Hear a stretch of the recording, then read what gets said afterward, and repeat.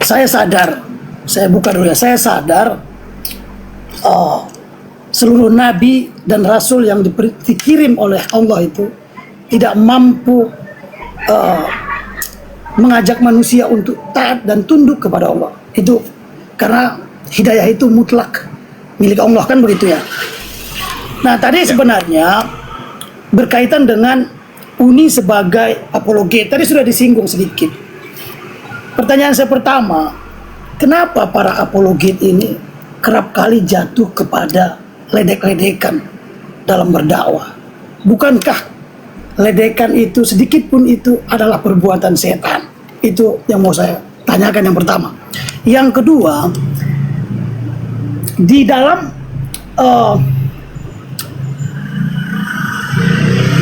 dalam Kisah Para Rasul pasal 21 sampai 28,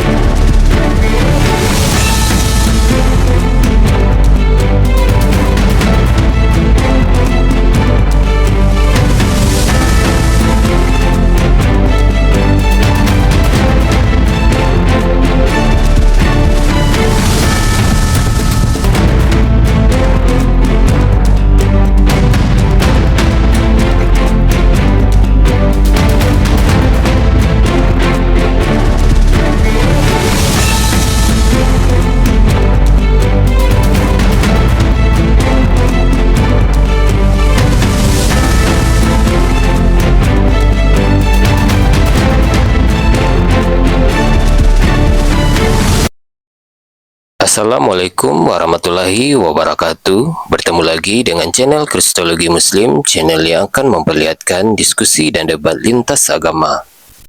Pada kesempatan hari ini, semoga kita semua dalam keadaan sehat walafiat, selalu diberikan kesehatan, dan segala macam urusan dilapangkan, dipermudahkan, dan dilancarkan seperti apa yang diharapkan, dan juga diberikan segala kecukupan ekonomi, rezeki yang melimpah yang tidak pernah habisnya dari Allah Subhanahu wa Ta'ala. Di video kali ini masih seperti biasa, saya akan memperlihatkan diskusi dan debat lintas agama di mana nantinya apologet Islam dan oknum Kristen akan saling bertanya dan menjelaskan agama masing-masing. Yang mana kita akan bisa menilai mana agama yang benar-benar bisa diterima dan dipahami secara akal pikiran manusia yang berakal. Di video ini juga kita akan melihat diskusi dan debat Unirifa dan apologet Islam lain dengan beberapa oknum Kristen yang mana kita bisa mendapatkan ilmu dan pengetahuan tentang ajaran Islam dan ajaran Kristen. Dan bagaimana berjalannya diskusi ini, apakah akan berjalan tenang dan santun atau malah sebaliknya memanas, di mana biasanya oknum Kristen jika tidak sanggup menjawab pertanyaan dan juga tidak terima ajaran dan isi kitabnya dibahas, mereka akan emosi dan marah, bahkan sampai menghujat pribadi atau ajaran.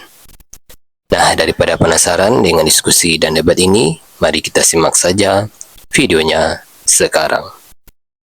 Kita berikan kesempatan kepada kawan-kawan yang udah request buat naik nih. Wah, kita kedatangan salah satu ateis FOMO kesayangan kita. Tapi cerdas, anak muda cerdas ini kita. Saya akui, dia curhat, cerdas. Biarpun dia suka menggunakan diksi yang daki-daki ya, yang sulit banget, kita harus terjemahkan satu-satu gitu bahasanya gitu kan.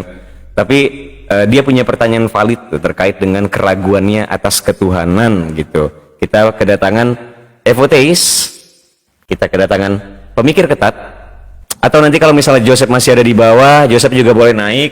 Tapi please jangan saling tebas di sini, karena itulah tujuan dari ini. Boleh. On cam lebih baik lagi dong, gitu ya. Jadi, oke. Ketutupan wajah Uni yang manisnya. Oh iya, sorry. Udah, ini kita hilangkan dulu stiker melawan stigmanya ya. Jadi stigmanya sudah terjawab oleh Unirifa guys, bahwa ternyata selama ini ada sabab musabab ya, ada sebab nuzul terkait apa yang dilakukan Unirifa gitu dengan berbalas-balas pantun samurai dengan berbagai pendebat lintas agama lainnya gitu. Kalau ini dikit katakan tuduhan, kalian keluar dari TikTok sekarang, cari tombol love di atas, ketik Unirifa, niscaya hampir seluruhnya kebakaran. Tapi baik, marilah kita mulai berprasangka baik, dan kita kedatangan tamu, ada pemikir ketat dan evoteis di bawah sini. Evoteis, dari obrolan-obrolan tadi, atau ya bolehlah agak di luar obrolan tadi, yang penting masih sejalan dengan konteksnya gitu. Apa sih kira-kira yang mau evoteis tanyakan ke Uniriva? Pasti ini terkait dengan topik akidah tadi nih kayaknya nih. Itunya cukup menarik sih, tapi kan kenapa ya menarik? Karena saya juga ex-muslim gitu. Saya datang dari agama muslim juga gitu. Nah mungkin salah satu pertanyaan gitu atau misalkan isu yang membuat cukup yakin lah menurut saya itu waktu itu untuk keluar dari agama itu sendiri, ini problem of evil gitu, atau kayak masalah penderitaan itu sendiri gitu kan. Kalau kita lihat gitu di agama-agama yang monoteistik gitu, yang Abrahamik gitu kan, misalkan di Katolik, Kristen ataupun Islam gitu, mereka itu konsepsi dari Tuhannya itu kan pasti maha baik gitu, maha baik, maha mengetahui, dan juga maha kuasa. Ini tolong koreksi saya gitu kalau saya salah. Nah, tapi kenapa banyak sekali gitu penderitaan di dunia ini yang menurut saya itu tidak terjustifikasi gitu. Misalkan kalau saya itu biasanya bawakan contoh seperti bayi yang terkena cancer gitu, dia masih innocent gitu kan, dia masih murni, masih tidak memiliki salah ataupun dosa gitu. Tetapi dia dilahirkan ke dunia ini langsung mengalami penderitaan yang ekstrim gitu kayak misalkan cancer itu sendiri gitu. Nah biasanya jawaban terhadap ini tuh kayak, oh iya kan kehendak bebas gitu, manusia memiliki kehendak bebas, maka penderitaan pun harus ada gitu. Nah masalahnya saya tuh jawaban terhadap kehendak bebas ini untuk diaplikasikan terhadap bayi yang terkena kanker itu menurut saya nggak masuk gitu. Kenapa? Karena si bayinya sendiri gitu belum memiliki kapabilitas untuk mengerjakan atau menggunakan free will tersebut atau kehendak bebas tersebut secara optimal gitu kan. Tetapi dia lahir dan langsung dapat penderitaan yang ekstrim tadi gitu, misalkan cancer gitu kan, atau kanker lah bahasa Indonesianya itu. Nah, kenapa gitu Tuhan yang maha baik, yang maha mengetahui, yang maha kuasa ini kok memberikan penderitaan ke orang ke individual yang tidak bersalah gitu, yang masih murni gitu kan, seperti bayi tadi gitu. Silakan. Oke. Pertanyaannya, kenapa Tuhan membiarkan para bayi ada penyakit atau orang cacat, kemudian ada yang miskin? Sebenarnya sama saja sih pertanyaan-pertanyaan dengan teman-teman ateis lainnya. Jadi kalau kita bicara tentang rasa sakit, saya itu termasuk orang yang sangat-sangat tidak suka orang cosplay orang lain. Apa maksudnya itu? Yang mengatakan bayi itu tersiksa kan Evo ya. Yang mengatakan kan Anda yang bukan bayi. Kalau boleh saya ingatkan Anda pernah nggak ingat rasa sakit yang Anda alami ketika bayi? Bisa pernah, memorinya masih ingat nggak? Waktu usia 2 tahun ke bawah, Anda pernah ingat gimana rasa sakit yang Anda alami waktu bayi? Kalau pernah ada kayak terjatuh atau apa gitu. Nah itu yang bisa Anda sampaikan. Ya, karena apa? Saya nggak bisa berdiskusi dengan orang yang menyampaikan perasaan orang lain yang belum tentu seperti itu. Makanya saya bilang begini nih, kalau ada yang bilang bayi menderita ketika dia waktu bayi sakit, ya dia harus menjelaskan perspektif bayi, bukan perspektif dirinya sendiri. Nah kalau kita bicara perspektif medis, kita akan bicara yang namanya syaraf itu ada ininya maka terasalah sakit. Iya, itu secara medis.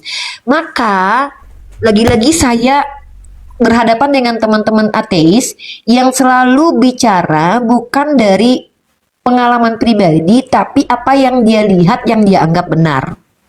Nah, kalau saya pernah bayi, otomatis saya punya pengalaman bicara sebagai orang yang pernah bayi ya. Saya tidak lagi pernah mengingat, dulu kata orang tua saya itu saya sering jatuh di usia 2 tahun, 3 tahun. Tapi detik ini saya nggak pernah ingat rasanya sakitnya bagaimana waktu itu. Maka saya nggak bisa dikatakan tersiksa waktu itu, karena saya tidak merasakan kesakitan waktu itu. Saya tidak ingat lagi gitu, entah memang saya nggak ingat atau waktu itu saya ngerasain sakit, dan reaksi menangis mungkin dianggap sakit. Nggak semua kok bayi menangis karena sakit, ada yang karena kaget, ya kan? Gitu. Jadi kenapa Tuhan mengizinkan bayi-bayi sakit? Pertama kalau kita bicara tentang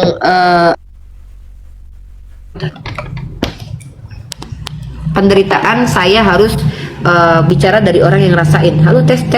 Maksudnya kalau Evo misalnya saya ngalamin ini Uni baru saya bisa nanggapin. Tapi kalau Evo bilang bayi-bayi itu menderita, ya emang ada di tuh jurnal penelitian yang memang faktanya memang mereka semenderita itu. Apakah depresi sampai ada anak 5 tahun sampai depresi karena implikasi dari penderitaan yang dialami itu dia sampai depresi atau apa gitu. Nah jadi saya harus tahu juga karena saya nggak punya pengalaman pribadi untuk mendalami itu ya. Nah tapi kalau kita bicara dari sudut kita melihat itu sebuah penderitaan kayak anak-anak di Palestina, kemudian mereka usia 2 tahun dihancurkan. Kok bisa Tuhan biarkan hal seperti itu? Padahal Tuhan itu kan maha baik ya. Maka saya menjawabnya dari sisi Islam. Tadi dari sisi, maksudnya saya konfirmasi. Sekarang saya dari sisi Islam. Di Islam itu bahkan dikatakan gini, Evo. Kalau Uni buta, kalau Uni sebagai orang Islam ya dek, Uni kalau buta, hari ini di dunia Uni mungkin bersedih karena kebutaan Uni. Uni nggak bisa lihat Evo yang ganteng, Uni nggak bisa lihat alam semesta yang indah, kayak sedih banget gitu ya. Tapi dalam Islam kami percaya nanti ketika kami dibangkitkan, orang buta itu adalah orang yang paling bersyukur atas kebutaannya, karena dia tidak menjadi asbab, matanya itu nggak menjadi asbab dosa. Ketika dia waktu di dunia buta, dia nggak, maaf ya, dia tidak menonton film porno, dia tidak ngintipin janda mandi, dia luput dari dosa-dosa yang diakibatkan oleh mata. Sama seperti orang-orang yang telinganya itu tidak mendengar. Mungkin di dunia dia sedih, aduh gue nggak bisa dengar nih, sedih banget gue nggak bisa dengar suara musik, artinya gue nggak sama kayak orang lain. Iya, tapi dalam Islam sendiri, nanti itulah kenapa kami percaya akhirat, karena akhirat itulah bentuk keadilan Tuhan. Di akhirat itulah semua, apa yang kita tidak dapatkan itu akhirnya kembali ke kita. Maka orang-orang yang telinganya tidak mendengar, nanti di akhirat itu akan bersyukur kepada Allah atas ketuliannya, apa namanya, tunarungu ya. Ya, kalau tunanetra. Iya, tunarungu. Nah, akhirnya mereka bersyukur kepada Allah, terima kasih ya Allah. Karena apa? Karena dalam Islam itu justru yang menjadi asbab berdosa yang paling banyak itu mata, telinga, lidah, hati, kan begitu. Jadi ketika ada orang yang kupingnya mendengarkan, kemudian mendengarkan gosip-gosip tentang orang lain, jadi dia banyak dosa. Jadi justru orang yang melihat nanti menangis gitu. Kenapa mata gua harus melihat sementara gua akhirnya banyak dosa? Ini kita bicara dari perspektif Islam ya. Sorry, saya kan lagi menjelaskan tentang agama saya. Jadi otomatis saya nggak mungkin jadi ateis ketika menjelaskan agama saya. Pasti saya bicara konteks agama saya. Nah, jadi keadilan itu nanti di yaumil hisab. Di yaumil hisab lah nanti kita akan dalilnya banyak. Masa nggak tahu? Dalilnya tuh jelas banget di dalam Quran dikatakan juga bahwa kamu dapat apa yang kamu usahakan. Jadi kalau kamu nggak berusaha dengan matamu lihat bokep, kamu nggak dapat dosa dong. Masa gitu aja nggak paham? Bikep, ntar kena ban. Jadi gitu Evo. Jadi sebenarnya kalau kita berpikir kan itu dari sudut pandang Evo, wah anak di Palestina itu menderita. Evo dari mana tahu kalau dia menderita? Sementara jangan-jangan dia lebih menderita lagi kalau dia besar nanti. Bisa jadi dia jadi pesundal nanti. Maaf ya, jadi perempuan nggak benar terus dipakai sama laki-laki kemana-mana. Terus jangan-jangan nanti dia malah jadi hama buat peradaban. Itu kan Evo kan bicara dari sisi Evo yang tidak Evo tahu. Dari yang Evo tahu aja, Evo lihat bahwa anak kecil itu cancer tuh menderita gitu loh. Menurut Evo, tapi ada masalah sih di sini. Kayak misalkan kalau kita mau bilang gitu, penderitaan yang dirasakan bayi sebenarnya itu bukan penderitaan gitu, atau rasa sakit aku yang nggak bilang dirasakan. gitu. Ya, Aku nggak bilang gitu. kalau misalkan gitu kita tidak bisa mengidentifikasi atau mendeteksi rasa sakit yang dialami bayi karena kita sendiri tidak mengalaminya gitu.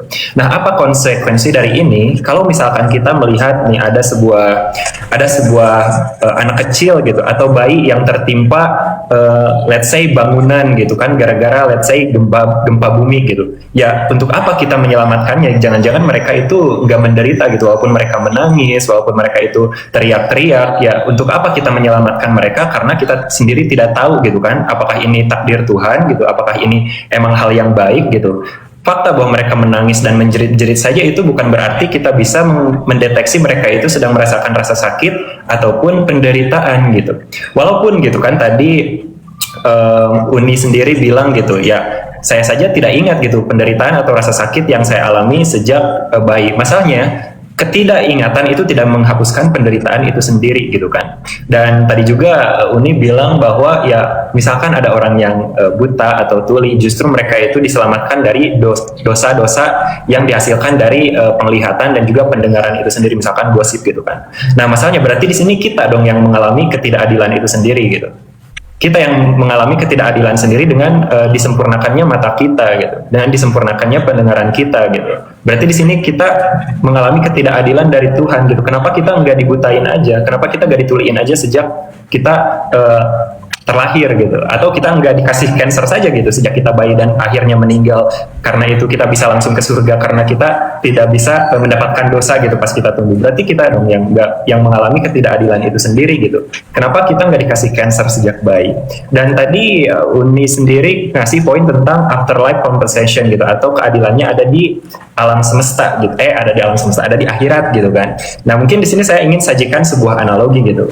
Uni, kalau misalkan nih saya itu mau ngasih 200 miliar gitu kan ke Uni. Saya ngasih 200 miliar ke Uni, tapi sebelum saya ngasih 200 miliar tersebut, saya harus nonjokin dulu Uni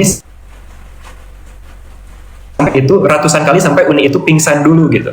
Nah, menurut Uni, saya ini maha baik gak untuk ngasih 200 miliar tersebut, tetapi harus nunjukin dulu Uni ratusan kali sampai sampai pingsan gitu. Nah, menurut Uni itu maha baik gak saya untuk melakukan hal tersebut? Kenapa saya nggak bisa langsung aja kasih 200 miliar? Oke, saya jawab ya. Yang pertama, poin pertama, anak kecil itu kalau memang mereka kayaknya nggak menderita, kenapa kita selamatkan? Nah, justru ternyata dengan anak kecil itu menangis dan menderitalah kamu menunjukkan bahwa kamu manusia, punya empati. Jadi apa sebab akibatnya? Ketika tidak ada kebenaran, maka tidak ada keburukan. Ada keburukan, maka ada yang disebut dengan baik gitu. Kalau nggak ada yang buruk, ya kita nggak bisa bilang ada baik. Maka salah satunya adalah ujian. Nah, istilah dalam Islamnya itu ujian. Jadi anak-anak kecil kita yang Down syndrome itu ujian buat orang tuanya. Bagaimana kemudian orang tuanya bisa menunjukkan sisi kemanusiaannya dengan benar gitu. Evo nggak akan bisa tunjukin kalau Evo manusia. Kalau Evo tidak punya empati kepada manusia yang perlu diempatikan. Jadi bagaimana Evo mau empati kepada manusia kalau semua manusia baik-baik saja? Kamu nggak punya empati gitu loh. Kamu tidak akan bisa menunjukkan bahwa kamu punya empati kalau kamu tidak mengimplementasikan empati kamu. Ya, kamu tidak akan bisa mengimplementasikan empati kamu kalau kamu nggak punya orang yang harus diimplementasikan ya apa yang membutuhkan empati itu. Kamu nggak akan bisa ditunjukkan seorang yang mencintai anak kecil kalau kamu nggak lihat anak kecil itu menangis sebagai ujian hidup kamu. Nah, terus yang kedua adalah kalau gitu yang punya mata dong yang menderita. Nah, ini dia. Terkadang sebenarnya kenapa kalian itu menjadi ateis itu bukan karena melihat agama itu salah dan benar, tapi karena memang kalian nggak ngerti konsep agama itu. Nah, di dalam agama Islam itu orang yang punya mata itu juga punya tanggung jawab dan juga punya kelebihan. Dia juga bisa mendapatkan pahala dengan membaca Quran dengan matanya. Jangan dilupakan hal itu. Jangan dilupakan kelebihan ketika dia punya mata. Jangan lupakan ketika dia punya mata, dia bisa membantu banyak orang. Jadi bukan berarti kita itu tidak diberi keadilan sama Tuhan karena yang lain buta, jadi tidak berpotensi berdosa, kita punya mata. Siapa bilang? Bukankah agama malah mengatur supaya mata ini kita gunakan dengan baik dan benar? Nah gitu. Adil Tuhan itu, hanya saja kita tidak buta, kita bilang Tuhan tidak adil karena kita diberikan mata jadi kita berdosa. Inilah manusia memang naturnya begitu. Terus kita buta, ya kita dibilang nggak adil karena yang lain bisa melihat. Sementara kita harusnya bersyukur karena kita tidak ada berbuat dosa gitu. Jadi memang pada akhirnya mau lu buta, mau lu punya mata, lu akan ngerasa diri lu nggak adil gitu. Artinya tidak bersyukur, itu pandangan Islam. Nah jadi kemudian terakhir adalah kalau kita lihat adil nggak? Lu kalau cuma pengen ngasih gua 200 miliar gua tonjokin, itu nggak adil karena Islam nggak pernah mengajarkan itu. Sejak kapan di Islam itu lu masuk surga lu ditonjokin dulu? Bisa loh, lu bisa masuk surga tanpa ditonjokin asal lu nggak deket-deket sama orang yang menonjokin lu. Siapa bilang di Islam itu melulu lu harus disiksa baru masuk surga? Nggak ada ceritanya lu punya surga itu di dalam Islam. Bahkan kalau ini bilang bayi aja ketika mereka mati cancer nggak perlu buang. Oh, ngelek.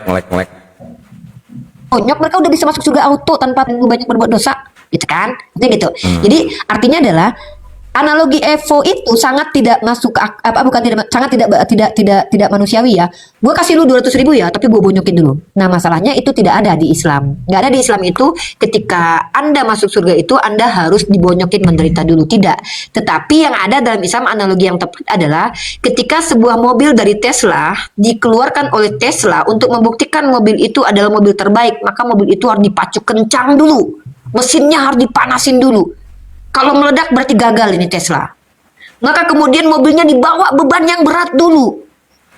Tidak ada yang namanya lu dibonyokin babak belur lu dapat 200 miliar tuh nggak ada dalam analogi Islam. Karena Allah berfirman, la yukhallifullahu nafsan illa wus'aha. Tidak pernah Allah memberikan kepada hambanya itu yang namanya ujian, itu melampaui dari kemampuan hambanya. Bahkan coba lihat perintah Allah. Dan bahkan yang lucunya adalah ketika di Islam itu cuma disuruh sholat 5 kali sehari dan dalam durasi waktu sekian menit, orang lebih milih nge-gym untuk menenangkan jiwa dan fisiknya.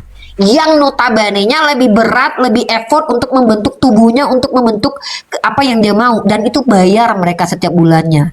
Dan mereka harus terlelah dengan hal itu. Tapi ketika Allah perintahkan itu continue agak kejauhan sholat, sih. Sebentar tapi Evo, untuk sorry ya, tadi kan Uni Rifa udah masih menjawab nih, tapi karena ingat ya guys ya, kita semua di sini sebenarnya setara, tapi bintang tamu saya adalah Uni Rifa, the next Mamah Dedeh ya, Uni Rifa. Jadi mungkin untuk Evo kita kasih setelah ini close dulu pertanyaannya. Follow aja Uni Rifa. Nanti kalau misalnya Evo udah kenalan kan, kalau misalnya mau bertanya lebih banyak lagi, itu bakal bisa nanti di komalnya Uni Rifa. Karena ini banyak yang ngantri ini. Uni jadi wanita favorit ya. Jadi wanita tercantik dia di atas di komal ini saat ini ya guys ya. Gak ada yang lebih cantik daripada dia. Evo, Uni kasih kartu VIP bertanya 1001 pertanyaan tanpa Uni kembalikan kembali ke Evo untuk ngetes pengetahuan atau untuk memberatkan Evo. Enggak, Uni cukup hanya mengeluarkan apa yang Uni tahu dan Uni menjawab sepengetahuan Uni, bukan semau Evo gitu. Ya, seperti itu. Oke, thank you Evo Teis, di follow dulu. Yang penting nanti kalau request, Uni langsung bisa pertanyaannya men-trigger saya untuk semakin belajar lagi dan mendalami keateisan ya, untuk mengidentifikasi atau menganalisa cara berpikir teman-teman ateis, karena ada stigma dari, bukan stigma ya, lebih ke stereotype lah. Sangka aku, bukan prasangka pribadi aku terhadap orang ateis adalah orang yang menggunakan realitas human being hanya untuk lari dari tanggung jawab. Itu adalah tuduhan aku yang mungkin mudah-mudahan terbantah tuduhan Evo ya. Kemudian Evo nanti nunjukin bahwa Evo bukan orang yang malas beribadah, hanya saja memang sedang berpikir dan merenung. Mudah-mudahan. Ya, karena memang ini ya, maksudnya nanti pertanyaan-pertanyaan dari Evo itu ada banyak banget gitu kan, tapi ya gitu, karena kita ada masalah durasi dan masalah antrian juga udah pada naik juga gitu kan. Jadi kita kasih kesempatan untuk semuanya bertanya, ya paling nggak 1 atau 2 pertanyaan lah gitu yang disampaikan ke Uni Rifa. Karena Uni Rifa adalah bintangnya di podcast saya kali ini, beliau adalah tamu saya. Oke. Thank you Uni Rifa untuk jawabannya pada Evo Teis. Nanti kan udah tahu tuh, Evo Teis yang request naikkan ini bocah ateis FOMO satu ini. Oke, next kita punya pemikir ketat. Ini ketat banget, ini jadi sesak gue si pemikir satu ini. Halo pemikir ketat. Iya, halo. Oke, pemikir ketat apa sih yang mau ditanyain ke Uni Rifa, entah yang terkait yang tadi atau mau tahu pengetahuan Uni Rifa tentang keislaman gitu. Karena di sini konsepnya adalah Uni Rifa menjawab sesuai dengan pengetahuannya ini dari perspektif keislaman gitu. Silakan pemikir ketat. Oke, terima kasih ya udah diberi kesempatan. Aku mau kasih latar belakang dulu ya. Saya mau buat sesingkat-singkatnya karena saya mengetahui ada yang ngantri. Jadi pertama itu kan saya itu kan datang ke TikTok ini mau berdebat-debat itu karena saya ini latar belakangnya Muslim. Dan dulu saya juga merasa kesel itu sama orang. Awalnya bahkan saya kesel sama orang Muslim dulu. Kenapa sih orang Muslim itu kok ngejek-ngejek gitu? Ngejek-ngejek agama sebelah. Lalu saya lihat ke agama sebelah, oh ternyata ngejek-ngejek juga. ternyata agama sebelah juga ngejek-ngejek agama saya, ya kan? Nah, cuman begini, saya ngelihat nanti ujung-ujungnya itu masalah interpretasi. Yang mau saya tanyakan begini, bahwa ketika saya datang ke Komal-Komal, orang-orang apologet Islam itu seringkali menggunakan metode filosofis. Walaupun mereka nggak sadar, mereka seringkali menggunakan metode filosofis untuk membantah ateis maupun trinitas.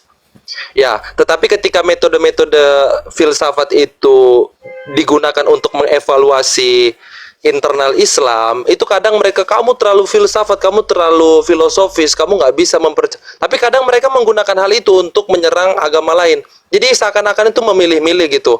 Oh, filsafat boleh saya gunakan untuk menyerang agama lain, tetapi kalau untuk mengevaluasi internal Islam itu nggak boleh. Nah, ini pertanyaannya di sini sebenarnya. Itu cuma latar belakang kenapa pertanyaan itu ada. Pertanyaan begini, ketika Al-Quran dan Sunnah itu sebagai sumber pengetahuan, dan konklusinya, kesimpulannya orang memiliki interpretasi yang berbeda-beda terhadap Al-Quran dan Sunnah, sejauh mana Uniriva mendudukkan akal sebagai metodologi untuk menengahi dari banyaknya interpretasi tersebut. Sejauh mana akal itu punya kedudukan sehingga kita bisa dapat pengetahuan yang lebih universal daripada interpretasi tekstual. Terima kasih. Oke, jadi pertanyaannya sejauh mana atau berapa kalau presentasi penggunaan akal dalam pemahaman Islam, gitu kurang lebih ya? Iya. Oke, kalau saya bilang saya 50-50 ya. Saya 50-50 itu maksudnya itu saya berusaha di tengah. Tidak 80% akal, tidak 80% wahyu. Tapi saya 50-50. Maksudnya adalah saya mengawinkannya.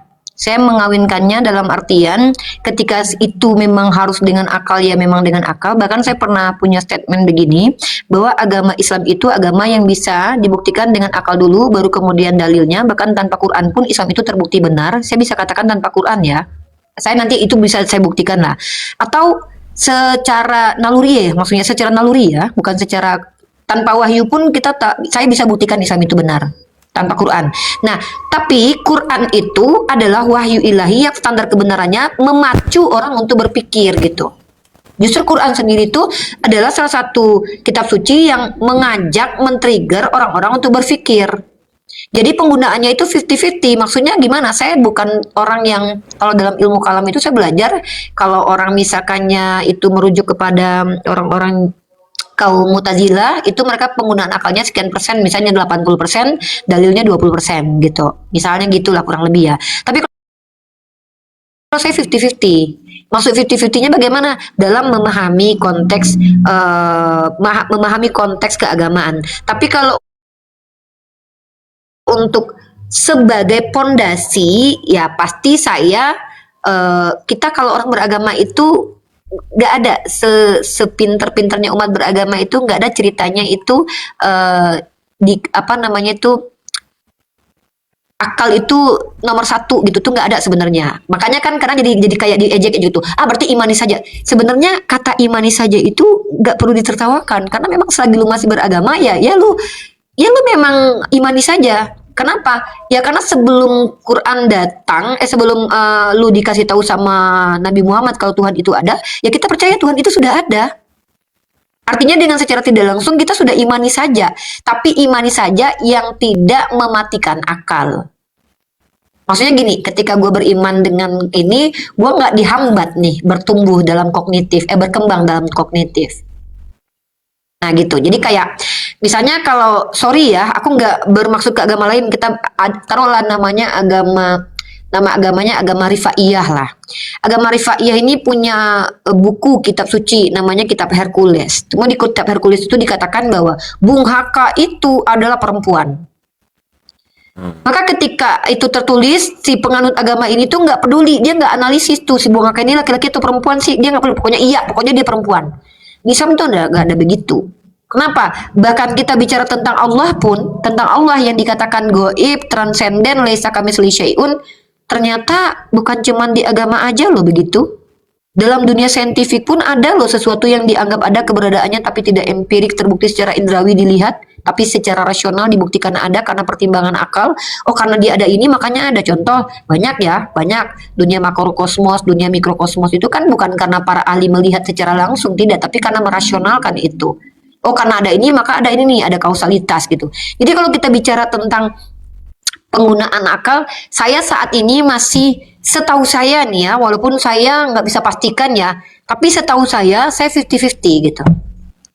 Tidak menggunakan akal 100% karena tidak semua, Allah sendiri tidak bisa masuk ke dalam akal saya gitu.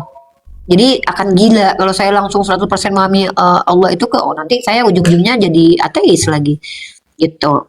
Jadi 50-50 gitu. Sebenarnya itu kalau bilang 50-50 bukan berarti saya memahami Al-Quran hanya dengan setengah dalil, bukan, setengah akal tuh bukan gitu, tapi maksudnya tuh ya sama porsinya saya buat seperti itu. Tapi kalau ada pertanyaan akal dulu atau iman dulu, ini dua-duanya bisa. lebih dahulu gitu, yang duluan. Ya, saya bisa dua-duanya gini. Tanpa tanpa Al-Quran, Islam itu terbukti benar. Tanpa Quran loh, karena menggunakan naluri. Karena Islam sendiri artinya adalah ketundukan, kepatuhan kepada Sang Pencipta. Kita bayi itu nggak bisa apa-apa. Kita tuh cuma bisa tunduk aja terhadap apa yang terjadi. Aturan mainnya tuh, lu kecil dilempar mama lu ke dalam kolam, lu nggak bisa apa-apa. Jadi secara esensi, bayi itu fitrahnya aslam, tunduk patuh. Ngelawan lu nggak mampu. Lu cuma nangis doang, lu dibungkam aja secara esensi nih. Jadi kalau tanpa Quran bilang bahwa Allah adalah Tuhan, secara naluri kita percaya bahwa segala sesuatu itu kan ada sebab akibatnya. Maka kita kadang, karena Quran ini hanya mengidentifikasi secara eksplisit bahwa yang kalian sebut dengan sumber segala sesuatu itu namanya Allah loh, istilahnya Tuhan loh, kan gitu ya. Tanpa ada Quran pun Islam itu terbukti kebenarannya. Nah, artinya mikir dulu baru dapat wahyu, oke lah, masih bisa juga. Atau sebaliknya, Qurannya dulu dipercayai baru dipikirkan kemudian juga bisa. Jadi dua-duanya bisa. Kalau saya bisa dua-duanya, insya Allah saya bisa buktikan, itulah teorinya gitu loh, metodenya juga bisa saya buktikan. Nanti kalau perlu saya buatkan nanti karya ilmiahnya. Mantap. Thank you. Bentar. Oh, ini. Thank you Nirifa. Oh ya, sorry. Jadi efeknya tadi kepencet, sorry. Oke, pemikir ketat, kita hold dulu karena masih ada antrian lain. Nanti kalau misalnya mau bertanya lebih jauh, jangan lupa guys di follow Nirifa. Kalau mau tanya tentang perempuan yang berapologet, karena Liv ada titipan pertanyaan itu sebenarnya, tapi nanti ya, perempuan emangnya boleh ya di Islam itu perempuan tampil dan berdakwah menjadi dai gitu guys. Tapi nanti ya, thank you pemikir ketat untuk pertanyaannya. Next kita akan ke IK lah, langsung turun dia. Oke, thank you ya buat pemikir ketat. Nanti jangan lupa follow Nirifa. Cecar beliau di roomnya, gas terus, tanyakan semuanya gitu sampai pusing dia. Aku tidak mau menjawab lagi, kata Nirifa. Pertanyaannya terlalu banyak, katanya, biarkan. Oke, tapi Iki, silakan Iki, ke open mic Iki. Kalau mau nanya ini sesuatu, Bang Yamin agak error ya dari tadi ya. Iki Gami. Ini waktu 5 menit lagi deh. Oke, siap. Setelah Iki, Bang Yamin, baru kita close ya Nirifa ya. Kalau Nirifa mau berpamitan, kawan-kawan yang lain nanti mau naik buat ngobrol, karena kalau gue sampai jam 5. Oke, silakan Iki, apa yang mau ditanyakan? Enggak, aku nyampai. Makasih Nirifa datang ke sini. Oh, kecil banget tadi suaranya Iki, kecil suaranya, kayak nyali, enggak, kayak ini. Cuma begini, Nirifa, aku ini sudah lama nongkrong dengan ateis ini.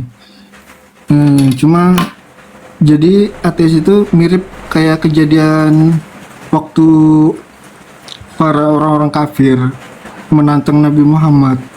Tunjukkan apa buktinya kamu Nabi. Nabi Muhammad belah bulan kan.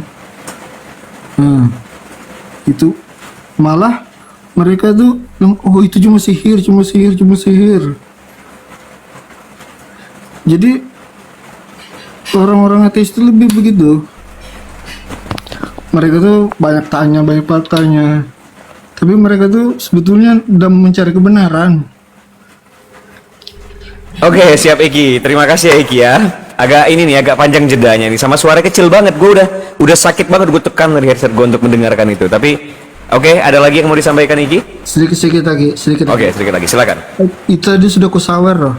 Aku main TikTok ini. Ya, kusawer balik kok Iki ya. Jangan kayak gitu kok ya. Enggak, aku sawer.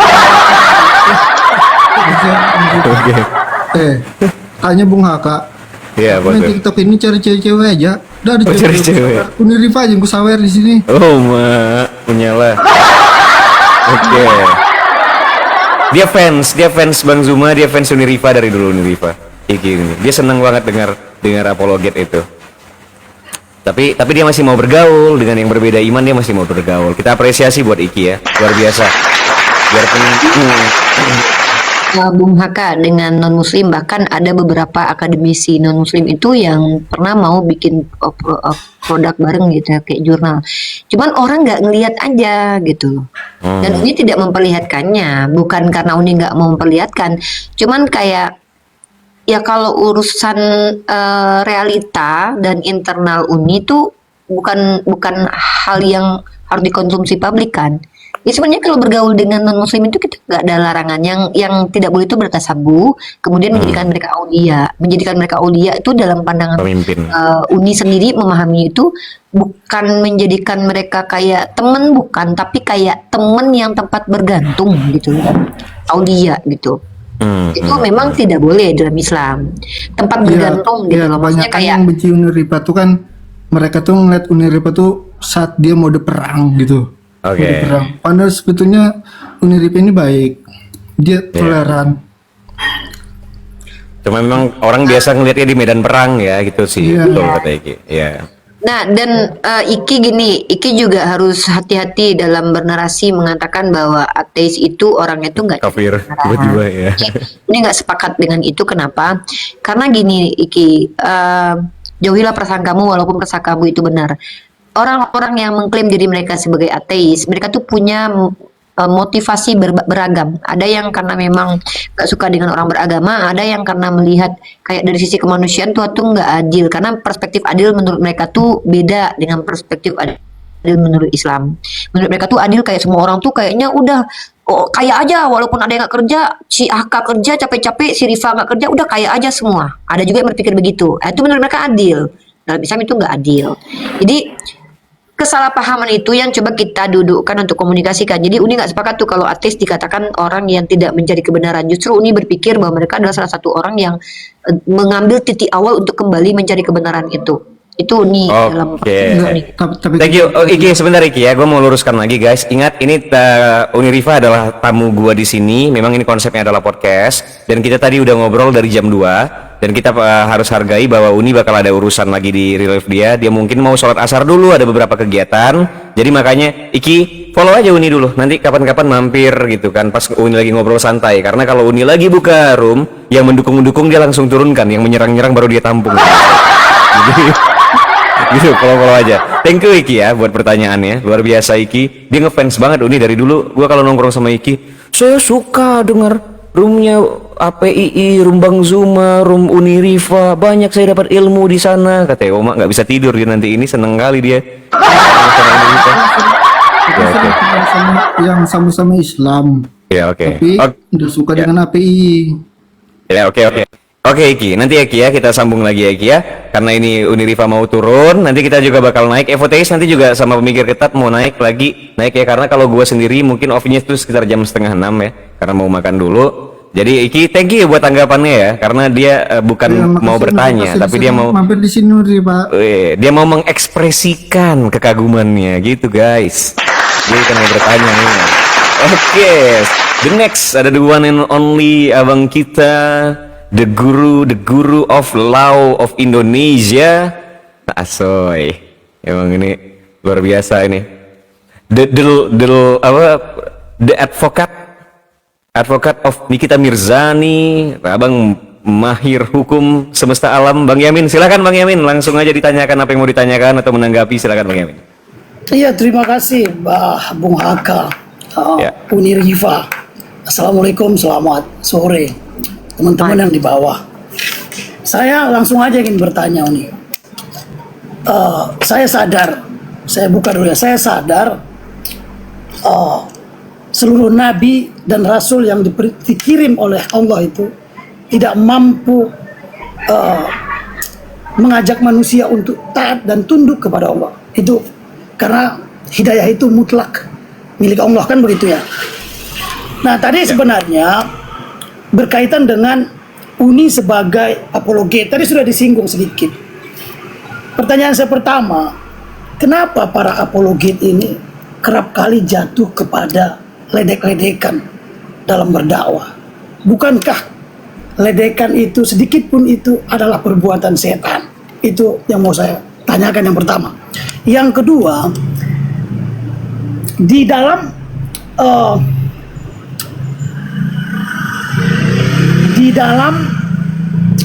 kisah para rasul pasal 21 sampai 28,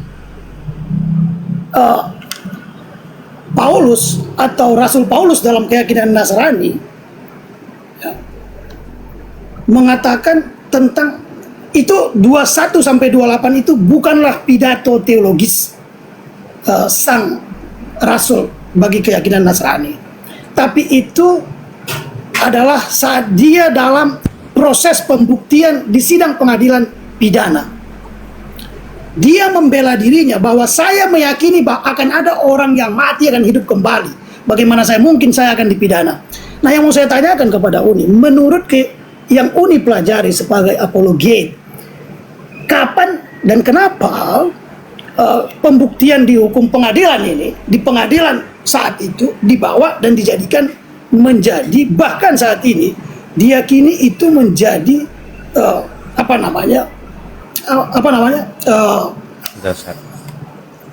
naskah teologis gitu loh. Padahal itu pembelaan seorang Rasul Paulus dalam keyakinan itu, Paulus dalam membela dirinya agar tidak dihukum penjara, agar tidak digantung oleh raja saat itu.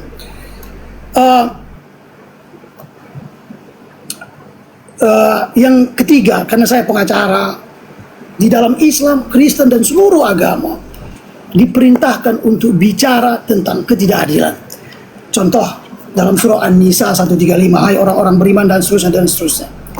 Kenapa orang Islam di Indonesia ini, dan kenapa orang Kristen, dan kenapa orang seluruh pemeluk agama di Indonesia ini miskin sekali berbicara tentang keadilan? Itu pertanyaan saya. Kenapa begitu miskin? Padahal itu perintah agama, perintah Allah dalam Islam. Apakah perintah dalam surah An-Nisa 135 itu bisa dikesampingkan? Itu yang saya ingin, tolong dijawab seluruhnya itu Uni, secara objektif saja.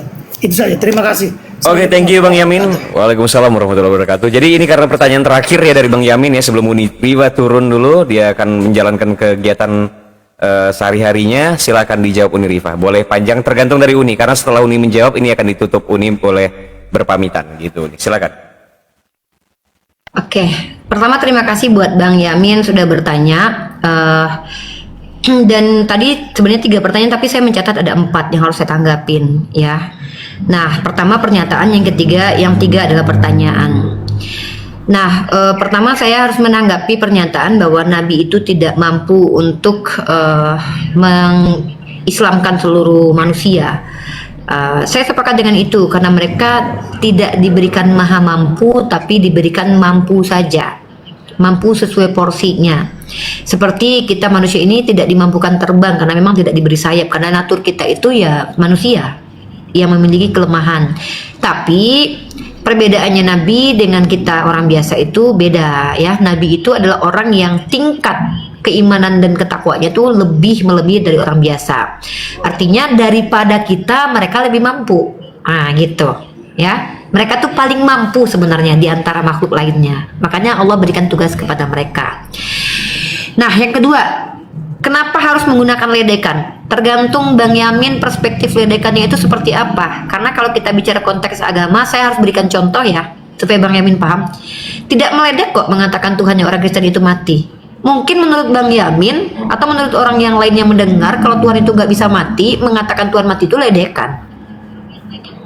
Masalahnya ketika mengatakan, mengingatkan saudara-saudara kita, Tuhanmu mati, ditelanjangi dan diseret. Iya, secara normatif kita rasa tuh kayak keji itu ucapan itu, kok Tuhan kalian bilang diseret. Iya, masalahnya keyakinan saudara kita ya begitu. Loh, kenapa diucapin? Kan udah tahu memang begitu. Terkadang ada saudara kita yang mereka lupa. Kenapa? Mereka bilang gini, contoh kasusnya nih, nabimu mati, nah berarti nggak bisa selamat. Hello, oke. Kalau nabi saya mati nggak bisa nyelamatin, terus Tuhan yang mati bisa nyelamatin. Terus apakah kita mengatakan Tuhan kalian mati itu sebuah ledekan? Menurut orang yang tidak tahu tentang konteks keyakinan orang Kristen mungkin ledekan. Tapi pada realitasnya itu menurut mereka bukan ledekan. Lah kalau kita katakan itu ledekan, berarti konsekuensi logiknya kita tuduh mereka keimanannya ledekan buat Tuhan mereka. Atau contoh, Yesus menjadi terkutuk demi menyelamatkan orang-orang berdosa. Wah, terkutuk dong Yesus. Ya karena kita Islam, kita bilang itu ngejek. Mengatakan Tuhan terkutuk tuh bukan cuma ledekan ya, maaf, itu hinaan. Tapi menurut mereka bukan. Nah, jadi kembali lagi nih parameternya pakai aspek apa nih? Aspek universal. Kalau aspek universal, ya saya akui itu ledekan. Makanya saya ingatkan tuh, apa kalian terima nih begini? Nah, atau misalnya nih, Saya akui banyak room-room Islam juga yang ketika membuka komal itu pakai suara-suara ketawa-ketawa. Kemudian ada kayak ini, itu kan dari reaksi mereka. Walaupun tidak dibenarkan, Islam sendiri kan mengajarkan ejekan nerakawil lah bagi mereka yang mengolok-olok. Tapi apakah Om Yamin tahu kalau ada sahabat Rasulullah yang disuruh membuat syair untuk melawan orang yang menghina juga dengan syair? Makanya begitu. Dalam ruang dialektika bahkan itu namanya komparasi atau istilah mirroring. Nah, bukan berarti membalas kejahatan dengan kejahatan ya. Nah, saya tidak sepakat dengan ada orang Islam yang mengaku apologet tapi terang-terangan tuh nggak ada angin, nggak ada hujan, tiba-tiba Tuhan kau mati, Tuhan kau ini balikin tuh tiang. Itu iya, kita tahu itu salah. Tapi kalau dia bereaksi untuk menggunakan cara berpikir orang lain supaya mengingatkan dia kalau cara berpikir kamu itu bisa blunder, itu saya pikir salah satu metode untuk nyadarin orang lain tuh, mendidik orang lain tuh. Nah, dan saya tidak sepakat dengan mengejek. Iya, bahkan Bang Yamin, saya jujur terus terang 7 tahun saya berdebat lintas agama. Saya bahkan menemukan dalil itu sekitar 1,5 tahun yang lalu. Dalilnya adalah hadis yang membuat saya bahkan pernah menangis karena saya berpikir jangan-jangan saya termasuk orang yang melanggar dalil ini. Dalilnya berbunyi, barang siapa yang menuntut ilmu, ya, barang siapa menuntut ilmu untuk mendebat para ulama dan mengolok-olok orang jahil, kata Rasulullah, finnar. Nah, makanya kalau Bang Yamin lihat sekarang ini, saya nggak bicara konteks ke room orang lain ya, orang lain dia bertanggung jawab dengan dirinya sendiri. Saya bicara tentang room saya. Boleh Bang Yamin lihat di YouTube saya ini sekitar kurang lebih bulan-bulan ke depan ke belakang ini ya, ke sekarang ini tuh saya selalu mau mengadakan limitasi. Saya selalu bilang yang awam jangan bicara tentang agama. Karena apa? Saya nggak mau membantu kalian mempermalukan diri kalian. Tapi kalau kalian maksa, kalian udah dikasih tahu tapi ngotot, ya saya tidak menjamin rasa malu kalian di sini hilang gitu. Saya sudah bilang berkali-kali, tanya Islam aja ya, tanya Islam aja ya, please ya, tanya Islam aja ya. Tapi kadang nekat yang nyata gitu kan, ngasih juga ganggu-ganggu cara berpikir Islam. Dibalikin justru malah blunder. Contoh misalnya gini, Muhammad itu kan pedofil. Terus saya dengan mengingatkan mereka, kalau gitu nenek moyang Tuhan tuh korban pedofil lah. Berarti Yesus keturunan pedofil. Wah, sakit hati kita. Masa Tuhan kita dikatakan keturunan pedofil? Nggak bisa kita. Nah, kan? Jadi kita lihat Bang, konteks obrolan itu tuh proposisinya tuh apa gitu, kayak itu apakah aksi atau reaksi? Yeah. Nah, dan saya tidak sepakat Bang. Saya tidak sepakat kalau ada orang sengaja mengolok-olok, dan walaupun saya yakin dalam perdebatan itu saya mungkin pernah, entah saya sadari atau tidak, lebih banyak mungkin yang nggak saya sadari mungkin, ya. Kadang orang ini, manusia ini terkadang ketika dia sudah sadar bahwa yang dilakukan dia salah itu berarti dia sudah bertobat. Tapi mungkin saya waktu itu pernah mungkin saya kalau bicara kasus saya, Rifa menghujat, saya selalu saya selalu minta bukti konkret nih, poin mana yang mau ditanggapin gitu. Oh, ini Rifa pernah ngejek kok, ini mana, coba tunjukin. Kalau memang saya mengejek ya saya akui, udah saya minta maaf, mungkin waktu itu saya lagi emosi kali ya, saya lagi sakit hati mungkin, atau saya lagi datang bulan. Ya bukan berarti saya membenarkan itu, tapi ya kalau memang kita memang pernah bersalah, kenapa kita harus ingkari gitu. Tapi saya tidak sepakat Bang, tidak ada cerita dalam skripsi saya itu metode diskusi lintas agama. Di dalam lintas agama itu tidak pernah salah satu caranya adalah dengan ledekan, tuh tidak ada. Berarti saya tidak membenarkan itu. Artinya itu tidak menjadi salah satu faktor dalam berdakwah dialog lintas iman, tuh tidak ada bagi saya ledekan. Kalau bisa makanya ada limitasi ya. Setiap orang yang terdengar jahil percakapannya kalau bisa dihentikan cepat. Itu sudah berlaku beberapa bulan ke belakang ini. Walaupun untuk orang-orang tertentu itu saya biarkan karena untuk memperlihatkan kepada banyak orang yang memang sengaja untuk mempermalukan dirinya. Nah, kemudian tadi Abang bawa KPR 1-28. Tadi kebetulan saya sedang ada signal bermasalah. Saya tidak menangkap poin pertanyaan tentang KPR 1-28 tentang Paulus. Gitu. Tapi saya langsung saja jawab yang terakhir, nanti Abang tanyakan lagi tentang Paulus tadi. Tapi saya langsung ke kenapa di Indonesia ini Abang bilang tidak bicara keadilan. Ya, karena keadilan di Indonesia ini tidak sama dengan Islam kali Bang. Karena di Indonesia ini mungkin adil kiranya kalau bapaknya PNS, maka dia tidak perlu dimasukkan penjara kalau membunuh. Mungkin saja ini kan cara berpikir orang ya. Oh, adil kiranya kalau dia kaya itu ya hukumannya ditahan di rumah aja. Oh, adil kiranya kalau dia itu miskin ya masuk penjara aja karena dia nggak bisa bayar pengacara. Adil kiranya kalau dia misalkannya, oh dia mayoritas, jadi banyak yang support daripada ngamuk, nanti mayoritasnya udah keluarin aja dari penjara, nggak usah masuk penjara, itu adil. Bisa jadi gitu ya. Artinya konsepsi keadilan itu bisa jadi beda dengan konsepsi adil menurut Allah. Dalam Islam itu, adil itu meletakkan sesuatu pada tempatnya Bang. Adil itu meletakkan sesuatu pada tempatnya. Bahkan dalam Islam pencuri yang dipotong tangannya bukan lehernya Bang. Pezina itu seluruh tubuhnya dirajam Bang, karena seluruh tubuhnya merasakan perzinahan itu. Itu keadilan Islam. Nah, tapi di dalam Islam sendiri itu kalau yang dikatakan berzina itu adalah suami atau istri orang, terus ada saksi mata 4 orang. Itu keadilan tuh. Keadilan bagi si pelaku zina sendiri. Bahkan Bang, dalam Islam sendiri kalau ada orang berzina di kamarnya Bang, kita nggak tahu, kita nggak ada urusan Bang. Gitu. Jadi itu keadilan di Islam. Nah, masalahnya kalau Abang bilang kenapa sih Uniriva di Indonesia ini orang nggak bicara keadilan?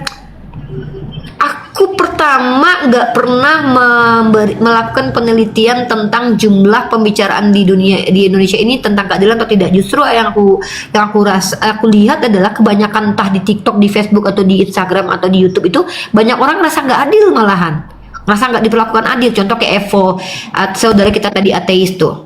Mau dia punya mata nggak adil, nggak punya mata tetap nggak adil kata dia. Artinya kembali kepada diri kita masing-masing nih. Kalau menurut aku, apakah orang di Indonesia ini banyak bicara keadilan? Aku rasa orang di Indonesia ini lebih banyak membicarakan masalah makan besok hari pakai apa mungkin Bang ya. Jadi itu kenapa mereka jarang bicara keadilan, karena bagi mereka adil itu lebih nggak mungkin lebih mahal daripada bahan pokok gitu. Jadi kayak keadilan itu kayak udahlah nggak usah deh masalah adil nggak adil, yang penting gua makan gitu. Itu bisa jadi karena aku probabilitas analisis aja yang aku lihat di sosial media. Nah, jadi kalau aku lihat tuh orang kaya ngerasa nggak adil karena mereka harus bayar pajak ke negara dengan biaya yang sangat banyak. Orang miskin nggak ngerasa adil karena mereka kemiskinannya nggak dikasih tempat kerja. Orang yang biasa-biasa aja juga merasa adil karena dengan ketidakbiasaan. Jadi semua orang merasa nggak adil. Itu yang aku lihat. Bukan orang, kebanyakan orang bicara tentang bahwa mereka tuh betapa diperlakukan tidak adil gitu. Walaupun mereka sebenarnya tuh posisi mereka mungkin adalah posisi impian orang lain. Itu yang aku lihat di sosial media Bang. Tapi aku nggak bisa menganalisa secara mendalam atau secara akademis karena memang aku belum melakukan penelitian Bang tentang jumlah pembicaraan orang-orang di Indonesia gitu.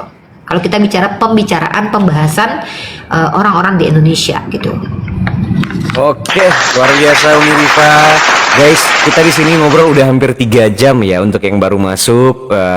Mungkin kawan-kawan yang baru masuk ini banyak kehilangan konteks apa aja yang terjadi di sini dari awal tadi, tapi ya diharapkan menyimak. Ya silakan Bang Yamin. Tadi ada pertanyaan ketinggalan satu ya? Iya. Iya, silakan Bang Yamin.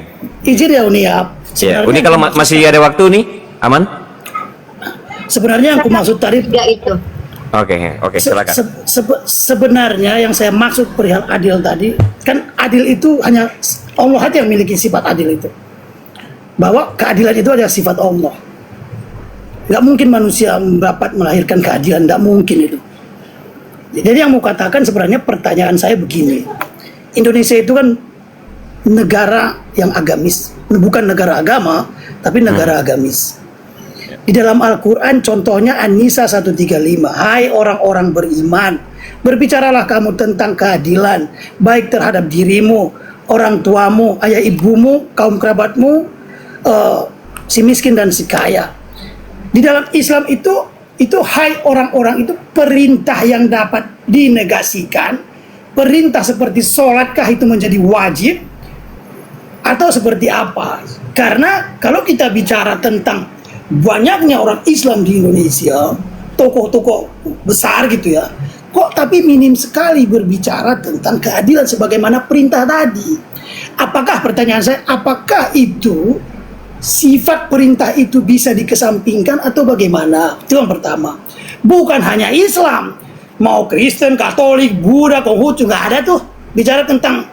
Tapi kita yang sifatnya yang terlihat besar gitu ya. Gitu ya. Kenapa? Ini bisa nggak ini dikesampingkan? Apakah orang Islam di sini ini miskin kesadaran tentang perintah itu? Itu yang pertama yang saya maksud tadi. Itu perihal adil. Tentang yang saya sampaikan terhadap apologet tadi, ya, bukan hanya apologet Islam saya lihat ini. Karena di hadapan saya, makanya tadi saya menggunakan kata apologet. Maknanya dari Kristen, dari Islam, saya melihat, bodoh. Jadi cenderung mereka berbicara tentang prinsip keimanan kepada Allah dalam Islam. Pada akhirnya mereka merusak hatinya sendiri dengan rasa kebencian. Kalau saya mengutip dalam Amsal 16-18 itu kan, dalam bahasa Belandanya itu hukmut kompa depal. Kesombongan awal dari kehancuran, atau kesombongan mendahului kehancuran. Amsal itu kan bahasa Arab sebenarnya. Nah, aku tak mau masuk ke sana.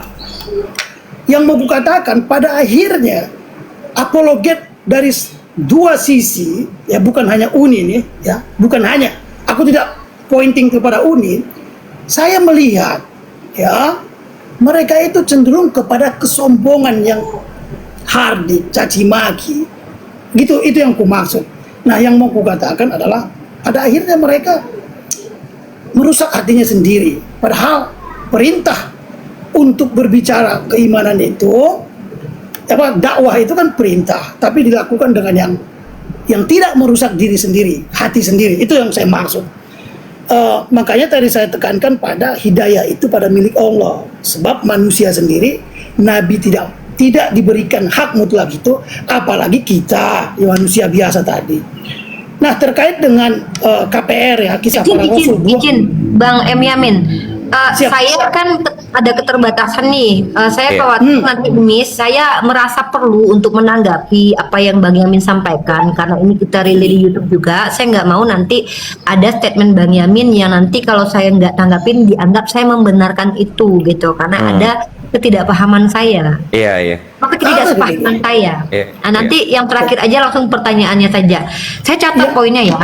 Saya sepakat manusia Uni yang KPR mau aku selesaikan nggak? Biar aku selesaikan aja gitu. nanti aja, biar enggak. Nanti boleh, Pak. ya, nanti kalau lebih jauh lagi Bang Yamin saling follow sama, udah saling follow belum sama Uniriva? Saling follow aja dulu. Bang Yamin ya. Saya follow Bang. Tapi kalau follow, kalian boleh follow Uniriva guys, tapi udah niscaya akun Uniriva itu sering tidak bertahan lama. Jadi biasakan aja searching nama Uniriva tuh di pencarian. Karena niscaya akunnya jarang bisa bertahan lama gitu kawan-kawannya. Tapi mampir aja ke roomnya pagi-pagi, beliau online tuh. Jadi kalau misalnya kayak Evoteis atau kawan-kawan yang lain, mampir-mampir aja. Dan di sini saya tegaskan dari tadi, Uniriva adalah tamu podcast saya di room ini ya kawan-kawan. Jadi oke, silakan. Ini juga seinginnya Uniriva aja menjawab sampai mana, karena Uniriva harus utamakan juga nih urusan di real life-nya. Saya tanggapin dulu nih biar nggak ada misunderstanding dari audiens saya nih. Tadi ada yang saya sepakati dengan Bang M. Yamin, tapi ada juga yang saya mungkin tidak sepakat. Nggak apa-apa, mungkin karena perbedaan ini, karena mungkin saya lebih kurang membaca mungkin daripada Bang M. Yamin ya. Pertama adalah saya sepakat Bang, kalau manusia itu tidak bisa adil, tapi Allah tetap perintahkan adil. Bukan berarti ketika kita tidak bisa adil, bagaimana mungkin Allah tahu kita nggak bisa adil tapi diperintahkan bersikap adil. Jadi Allah memerintahkan kita kepada sesuatu yang kita nggak mampu, kan nggak mungkin. Sama Bang, nabi-nabi itu tidak mampu mengislamkan, tapi tetap mereka diperintahkan berdakwah Bang. Ya, artinya iya, Allah tahu bahwa manusia itu tidak bisa adil, tapi pada faktanya Nabi menikah lebih dari satu Bang. Perintahnya apa coba? Nikahilah 4. Itu kalau kamu tidak sanggup adil jangan. Tapi Nabi Muhammad istrinya lebih dari satu. Berarti apakah Nabi Muhammad gak adil kepada istrinya? Nah, Nabi Muhammad itu adil sesuai porsinya, tapi tidak pernah dikatakan maha adil. Karena maha adil itu hanya pada Allah. Adil dalam segala aspek itu hanya Allah. Tapi kalau Nabi Muhammad bisa adil dalam pembagian jajan, tapi kalau hati nggak bisa, kecenderungan hatinya tuh nggak bisa. Karena itulah yang namanya human being. Jadi bukan berarti Nabi Muhammad gak adil. Nabi Muhammad adil, tapi adil sesuai porsinya manusia, yang tidak akan pernah sampai ke taraf maha adil. Nah itu. Jadi saya hanya menangkap kekhawatiran saya Bang Yamin ini, kekhawatiran saya ya, bahwa ya kalau Nabi aja nggak mampu mengislamkan, apa yang kalian berapologet? Takutnya mudah-mudahan enggak. Tapi kalau itu yang memang menjadi isunya, saya menjawabnya bahwa Uni izin. yang kutanyakan itu, apakah contoh surah An-Nisa nih, pertanyaan saya itu, kenapa manusia di Indonesia yang beragama, baik Islam, Hindu, Kristen, khususnya Islam nih, sebagaimana perintah satu An-Nisa, kenapa orang di Indonesia ini minim sekali berbicara, berteriak tentang keadilan? Bukan seperti tadi. Oke, Itu udah paham. Oke, paham. Maka aku udah jawab itu tadi, bahwa jawabanku adalah ada probabilitas yang telah aku jabarkan beberapa poin. Bisa jadi mereka itu tidak mengerti yang disebut dengan adil dalam perspektif Allah, yaitu meletakkan segala sesuatu pada porsinya. Bagi mereka itu keadilan adalah ketika mereka mayoritas, mereka lebih berkuasa, yang lain boleh masuk penjara, mereka enggak. Atau ketika yang kaya, oh adil menurut gua karena gua banyak duit, ya gua bayar pengacara 10 walaupun gue telah melakukan kejahatan sekalipun, gue tetap nggak boleh masuk penjara, gue tetap ditahan di rumah nih, adil menurut gue, kan gitu. Jadi keadilan itu sudah diselewengkan maknanya dan implementasinya bisa jadi ini probabilitas ya, bukan kepastian ya, karena saya nggak bisa memastikan. Apalagi saya sudah akui tadi Bang M. Yamin, saya belum pernah searching melihat presentasi pembicaraan tentang keadilan ini, pembicaraan yang diminati atau tidak, dan bahkan saya menilai secara sepihak, secara asumsi bahwa justru saya lihat kebanyakan orang itu bicara tentang betapa dia diperlakukan tidak adil. Bahkan ada yang punya mata bilang dia yang enak dong yang buta, nggak dosa ketika yang buta. Jadi seperti itu yang saya lihat, bukan malah membicarakan ketidakadilan sebagai solusi apa yang harus kita lakukan untuk menegakkan keadilan gitu loh. Karena kalau hal itu kita lihat, mohon maaf nih Bang M. Yamin, walaupun bukan aku orang yang berpolitik ya, dulu aku juga mengamati Bang, yang namanya keadilan itu hal yang sangat sulit untuk dibahas kalau konteksnya itu politik Bang di sini. Biasanya itu pasti akan menjadi panjang itu, saya lihat itu. Contoh kayak ya kita lihat aja bagaimana yang meninggal kena racun lah, yang disiram air keras lah, begini begitu. Ya, jadi aku bilang tuh memang challenge-nya itu kalau dalam kebenaran itu pasti akan ditantang sama orang-orang nggak benar Bang. Nah, kalau Bang bilang kenapa ulama-ulama Islam, padahal kan mayoritasnya Islam, kenapa nggak bicara keadilan? Ya bisa jadi Bang ya, bisa jadi ulama-ulama Islam kita ini banyak kesibukannya Bang. Mereka mungkin lagi sibuk untuk berbeda pendapat dengan orang yang dianggap Wahabi, Syiah. Jadi bagi mereka tuh mungkin penting tuh, atau lagi bahas nasab. Ulama-ulama kita disibukkan dengan hal itu. Bisa jadi. Atau memang mereka merasa Indonesia ini udah adil menurut mereka. Atau bagi mereka nggak penting bicara keadilan itu. Jadi kita probabilitas itu bisa muncul gitu. Iya, ada banyak. Soalnya tanya kenapa orang-orang kan. Jadi kan ini juga bisa punya kesan berbeda. Iya, beda-beda dia. Kalau kenapa aku tidak bicara keadilan? Siapa bilang? Justru diskusi lintas agama yang kuadakan di roomku itu bukti kalau aku sedang membicarakan keadilan. Bukan cuma sekedar keadilan Tuhan yang kubicarakan. Bagaimana aku implementasikan keadilanku dengan menjadikan diriku sesuai porsiku seorang manusia yang Islam, mengajak orang lain untuk kembali ke jalan yang benar dalam perspektifku, itulah keadilan menurutku. Dan bahkan saking adilnya menurut aku kasih kalian porsi bicara, tapi dengan batasan kalau kalian tidak berilmu, nggak adil bagi kalian, ku debatin. Oke, menyala. Ada kata-kata aku yang sering di framing orang tuh kayak Unirifa sombong, ngerasa paling berilmu sih, paling mahasiswi. Ya silahkan. Aku bilang kalau kalian awam bertanya saja. Kenapa? Karena kalau saya sudah belajar teologi, kristologi, islamologi selama 7 tahun, tiba-tiba kalian baru nonton baru sepersekian menit dan ngakunya saya beragama, saya ngerti kok agama saya, naik terus ngajarin saya tentang definisi Tritunggal dan sejarah gereja. Khawatirnya saya lebih paham, nanti ego kalian nangis. Akhirnya apa? Tanpa kalian sadari kalian mempermalukan diri kalian. Makanya saya bilang nih, bentuk keadilan saya bukan menurut saya, tapi dalam Islam, bahwa saya tidak boleh debat dengan orang awam. Tapi kalau ada saudara saya yang memiliki wawasan ilmu, bahkan kalau saya bilang nih, kalau ilmu keagamaan lu lebih tinggi daripada gua, lu jangan debat gua, tapi lu ajarin gua. Itu yang lebih adil, karena lu lebih berilmu dari gua. Tapi kalau lu awam, jangan ngajarin gua, nggak adil bagi gua. Kok gua belajar sama lu yang awam? Inilah keadilan yang saya terapkan di room saya. Nah bahkan saya bilang gini nih, siapapun boleh intervensi saya asal dia adalah orang yang punya otoritas terhadap saya. Abang kandung, bapak kandung, suami, atau yang punya komal. Bahkan donatur pun nggak boleh ngatur saya. Karena ketika kalian kasih saya kiriman duit untuk hadiah, itu bukan berarti kalian lagi nyuruh saya untuk melakukan apa yang kalian mau. Tidak, saya tetap berdakwah seperti yang saya mau dan saya mampu. Nah, begitu juga ketika ada yang bilang begini nih, naik ke Komal Undi Rifa, orang Islam nggak dikasih kesempatan. Nggak adil bagi saya ketika saya nggak kenal kalian, ternyata menurut kalian berilmu, saya nggak tahu, saya kasih kesempatan bicara. Itu nggak adil bagi saya. Bagi saya nggak adil tuh. Maka keadilan saya itu adalah saya meletakkan seseorang pada porsinya. Makanya saya selalu nih, Bang M. Yamin ini bisa jadi ilmu agamanya lebih tinggi daripada saya. Maka adil bagi Bang M. Yamin memberikan advice ke saya. Saya terima itu, asal saya jelas kapabilitasnya. Misal nih, adil bagi Bang Yamin mengajarkan saya tentang hukum. Adil itu. Tapi adil bagi saya, Bang, memberikan kepada Abang bagaimana experience dan eksperimen berdebat dengan non-muslim.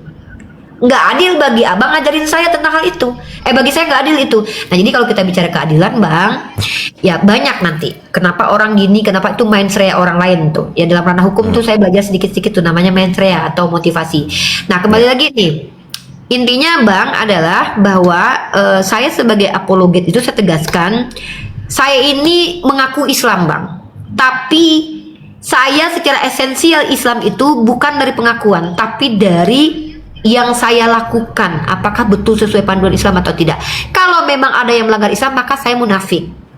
Kalau memang sesuai dengan jalan Islam, saya adalah Aslam. Dan apa yang saya lakukan dialektika lintas iman itu dalilnya ada, Bang. Quran surah An-Nahl 125 dan 126. Para nabi, walaupun Nabi Isa, walaupun tahu dia seluruh Yahudi menolak dia, tetap dia diutus Allah untuk berdakwah. Bukan berarti kayak, oh berarti Tuhan lu goblok dong, ngutus nabi kepada orang yang udah nolak dia, berarti nggak tahu dong Tuhan lu. Enggak. Karena apa? Karena keberadaan Nabi Isa ditolak oleh orang Yahudi secara hikmah dalam menunjukkan betapa tegar tengkuknya mereka, maka wajarlah terputus rahmat kepada mereka dan kemudian dialihkan kepada yang lain. Itu bukti bahwa Islam itu penuh hikmah kalau kita telaah dengan hikmah. Nah, jadi itu mungkin, Bang, yang bisa saya. Jadi saya nggak kalau untuk analisis secara sosiati saya nggak bisa. Terima kasih. Oke, thank you juga Bang Yamin ya. Thank you, diturunkan dulu biar berdua dulu sama Rifa sebelum kawan-kawan. Ya, silakan. Pertanyaan terakhir next time gimana? Karena saya udah ada terakhir. Di dalam kisah para rasul KPR pasal 21 sampai 28 ya. Itu kan saat Paulus itu berada di persidangan pembuktian, dia sedang dituduh bersalah karena meyakini bahwa dirinya itu meyakini ada orang hidup setelah mati, kan begitu ya. Itu bukanlah pidato agama, melainkan pembelaan dari Paulus saat ingin dihukum di dalam ruang persidangan. Pertanyaan saya kepada Uni, kenapa ini kapan ini berpindah menjadi keyakinan teologi? Sementara ini sama aja ya, saya di dalam peradilan itu, dalam sidang itu, ketika saya dituduh melakukan kejahatan, kan dia orang yang pertama mengatakan saya meyakini ada orang yang mati akan hidup kembali. Bagaimana kalian ingin mempidana saya? Nampak. Kapan ini menjadi ayat kitab suci gitu? Bagaimana prosesnya? Pertanyaan itu. Terima kasih. Bang, sepengetahuan saya, Bang, ya, karena Oke, saya ini terakhir ya. Silakan Uni ya. Sebenarnya kan yang punya kapasitas menjawab ini kan orang Kristen ya, tapi mungkin Bang Yamin merasa karena saya belajar kekristenan, mungkin pengetahuan saya yang kita keluarkan di sini. Oke, sepengetahuan saya adalah kenapa surat Paulus itu semuanya itu menjadi firman Tuhan dalam pandangan Kristen, karena ada sistem kanonisasi dalam Kristen. Silakan di cross check aja, ada namanya sistem kanonisasi, dan orang pertama yang mengkanon Bible atau memberikan kanon itu dari bahasa Yunani itu artinya buluh, standarisasi firman Tuhan adalah bernama Marcion, kemudian dilanjutkan sama Athanasius. Nah, jadi kapan? Pertama sekali tidak bisa kita tentukan spesifik kapan, bulan, waktu, tahunnya, tetapi prosesnya bisa kita tunjukkan dengan adanya proses kanon dalam Bible. Maka semua surat Paulus itu menjadi firman Tuhan menurut saudara kita Kristen itu dikarenakan dikanon oleh bapak-bapak gereja. Jadi bapak-bapak gereja memberikan standar firman Tuhan, walaupun itu bukan perkataan Yesus tapi dianggap ilham dari Roh Kudus yang adalah juga firman Tuhan. Itu keyakinan saudara kita Kristen. Maka setiap surat Paulus itu dikatakan firman Tuhan dikarenakan dikarenakan bahwa itu ilham dari Roh Kudus yang mereka percayai, juga Yesus yang mengutus Paulus sebagai rasul untuk orang non-Yahudi. Maka dari situlah saudara kita Kristen percaya surat-surat Paulus itu adalah firman Tuhan. Ya, walaupun nanti debatable ya, apa secara esensi atau itu nanti masuk ke ranah perdebatan nanti gitu. Oke, thank you so much Terima kasih, Uni Uni. Rifa. Terima kasih. Bang Yamin Izin juga turun thank ya. you ya Bang Terima sudah kasih. partisipasi. Wah, jadi oh ya belum. Oke, thank you Bang Yamin ya. Jadi gue yang di kiri, Uni di kanan ini, jadi Uni hostnya nih, sabar ya. Kita perbaiki dulu. Tep. Sama aja. Tapi udahlah sama aja lah kalau gitu. Posting Oke. aja. Oke Uni Rifa, thank you so much buat waktunya di sore hari ini. Makasih banyak Uni Rifa untuk kawan-kawan yang udah naik dengan partisipasinya. Makasih juga yang udah support room ini dan support Uni Rifa, Bang Akbar, ada Iki, Bang Yamin, Bang Faris, Kak Ayu, Bang Kaiden dan semuanya, pokoknya susah yang sulit untuk disebutkan namanya satu persatu. Uni Rifa, pokoknya apapun yang sedang Uni Rifa perjuangkan, selama Uni Rifa yakin bahwa pilihan Uni Rifa ini bukan sesuatu yang berangkat dari nafsu pribadi, tapi memang karena kebenaran-kebenaran yang sedang Uni Rifa perjuangkan, maka kita semua yang hadir di sini bersama-sama mendoakan yang terbaik buat Uni. Apapun yang Uni lakukan ke depannya, semoga mendapatkan keridoan dari Yang Maha Kuasa, dari Allah Subhanahu wa taala. Barakallahu Uni Rifa. Jadi terima kasih atas waktunya. Kawan-kawan, kalau misalnya ada pertanyaan lebih jauh, jangan lupa di-follow Uni Rifanya. Di-follow aja. Jadi nanti kalau dia bilang, kalau di Komal tadi di Komal gua ada perjanjiannya Uni versi soft spoken. Oke Heru, tapi kalau misalnya nanti mau yang keras-keras, suruh datang ke Komal Uni semuanya gitu kan. Jadi ingat ya, kalau kalian mau yang keras-keras, silahkan follow Uni Rifa. Nanti pas Uni Rifa online dengan akun yang mana aja, karena akun ada banyak banget, silahkan di follow aja. Mungkin nanti kedepannya bakal gua undang lagi guest star kita yang lainnya, tapi mungkin dengan konsep berbeda, atau mungkin bisa jadi di kemudian hari Uni Rifa bakal hadir lagi. Ya kita nggak tahu lah, nanti kita lihat aja gimana ke depannya gitu. Oke Uni Rifa, pesan-pesan ini ya sebelum ditutup. Closing. Ya silakan. Ya Hanya closing. pertama aku mau ucapin terima kasih Ya. sama Heru ya. Teruslah adakan grup seperti ini ya, karena kita memang menyeluruh ya, karena Gen Z kita butuh advice positif buat mereka untuk memperbaiki mindset atau merubah atau apalah istilahnya. Yang namanya mendidik itu kan bukan hanya sekedar transfer knowledge, tapi juga transfer attitude.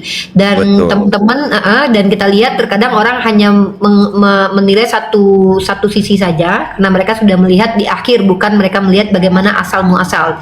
Jadi mereka tidak lihat asalnya tapi melihat akhir, dan kemudian itu dijustifikasi. Itu biasa saja, terjadi kesalahpahaman itu biasa. Kita tidak perlu membenarkan diri kita kalau memang kita benar, tapi ya yang benar itu harus kita ucapkan. Nggak perlu aku nih benar, nggak perlu, tapi yang benar itu harus kita ucapkan. Benar katakan benar, salah katakan salah. Walaupun terkadang kita membenarkan yang salah, menyalahkan yang benar, karena kita manusia lemah. Bukan berarti kita kadang bukan faktor kesengajaan, bisa jadi ketidaktahuan. Nah begitu juga dengan teman-teman yang sudah bertanya tadi, luar biasa. Aku keren banget ya, pertanyaan seperti itu jarang aku dapatkan di Komal aku, karena memang sebenarnya pertanyaan seperti itu yang aku harapkan aku temukan. Aku berharap orang-orang yang bertanya itu memang betul-betul karena kebutuhan ingin tahu, bukan karena bertanya untuk men-trigger aku supaya meluapkan amarahku. Jadi harapan aku ke depannya, teman-teman yang bertanya itu memang betul-betul yang substansi dan betul-betul ada manfaatnya untuk publik apabila diucapkan dan apabila diterangkan gitu loh. Nah terus terima kasih buat tadi ada Evo Tois, kemudian ada Bang Muhammad Yamin, salam kenal juga buat sahabat lagi tadi ya. Pemikir ketat sama Iki fanboy. Fanboy ya, mudah-mudahan selalu diberikan kesehatan. Buat CB ya, itu ngefan banget juga buat saya gitu ya, si CB ya, CB sehat-sehat selalu ya. Buat Liv juga I love you full ya, Liv ya, bukan Liv. berarti karena Uni Lagi masak dia. Uni benci sama Haka, bukan begitu ya. Artinya Uni mencintai Liv karena Allah ya, karena orang-orang bilang begini ya, Uni Rifa tuh benci banget sama orang-orang Kristen. Iya, tapi Kristen yang mana dulu? Bahkan jangankan Kristen, saya benci dengan orang Islam. Yang mana dulu? Yang kelakuannya begini dan begitu, seperti itu. Jadi saya mungkin tidak objektif di satu sisi dipandang dari orang lain, tapi saya berusaha objektif walaupun mungkin saya tidak mampu objektif ya, seperti itu ya. Objektif juga di bawah Bang Gray ya, sehat-sehat selalu semua. Udah itu aja. Ini penonton netizen HK ini sebenarnya teman-teman saya semua. Bang Gray itu teman saya, objektif teman saya. Pemikir ketat mungkin saya belum mau komunikasi. Sehat-sehat semuanya. Mohon maaf kalau ada perkataan saya yang salah, yaitu kesalahan HK semua ya. Karena dia betul. kami perempuan perempuan tidak ditakdirkan untuk kalah dan mengalah. Subhanakallahumma wa bihamdika asyhadu an la ilaha illa anta astaghfiruka wa atubu ilaik. Sehat selalu buat Mama Kokop dan Papa Kokop dan juga Kokopnya. Oke. Selamat sore, izin pamit undur Oke, diri. sore. Thank you so much Unrifa. Bye bye. Saya akhiri diskusi dan debat para pelogit Islam yang telah memberikan kita ilmu dan pengetahuan tentang ajaran Islam dan ajaran Kristen.